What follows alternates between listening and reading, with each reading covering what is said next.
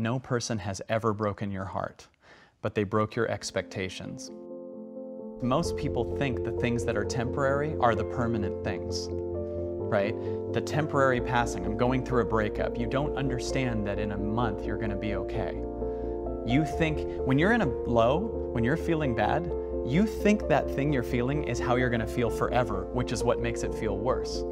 You know what I mean? When you're in a low, you're like, this is my life now. This is it. Or when you're in a high, you also get extra high because you think, this is my life now. I've fallen in love with this person. So we're together forever and I'm always going to feel like this. They're the one. Then a month later, you're like, is this my life forever? and then it goes back and forth and you don't get that all of your emotions are temporary. They're passing things. So most of our pain comes from believing, I believe, that we should keep holding on to these things that are really heavy in our lives. Even in physical examples, like just there's a lot of us that have an attic full of things, right? A lot of those things are things that your past thinks you should have, but they're not necessarily what your heart would want right now, right? Like this is something I inherited, or I should keep this and one day show my kids, right? So to give you an example for me, I had a top Comedy Central special in 2006, and I was cleaning a couple years ago and I found this huge poster from that. And it was something I'm so proud of. And I was like, should I keep this? And I was like, my mind comes up with a justification for why I should keep that. And I believe when your mind comes up with a justification, that means you don't want it. I don't justify to anybody why I do this for a living. I don't justify who my family is. I don't justify who my best friends are to anybody.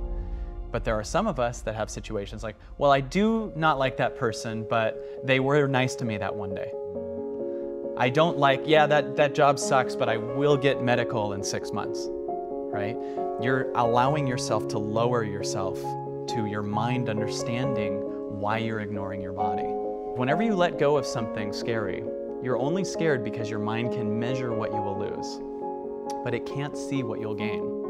So if you're sad because you're going through a breakup, you're focused on the loss of one person versus the gain of 7.5 billion people if you're bisexual and willing to date everybody. So your mind just remembers one person, but it can't see what's on the other side of it. And that's no different to me than getting on an elevator. When you get on an elevator, it's a dark, closed room, and you feel darkness. But that doesn't mean because these doors are closed that there isn't a whole new world on the other side about to open up. So when you feel lost, you're really in a problem of, you're just addicted to seeing the old story. Let's say you have a thought, no one likes me because no one liked me at that one thing in the past. Okay, who's saying that? It's just a thought, it's not you, it's a thought. That comes from evidence of one thing in the past, but that doesn't mean that's you, right? If you undo yourself from the old story, then you can change really fast.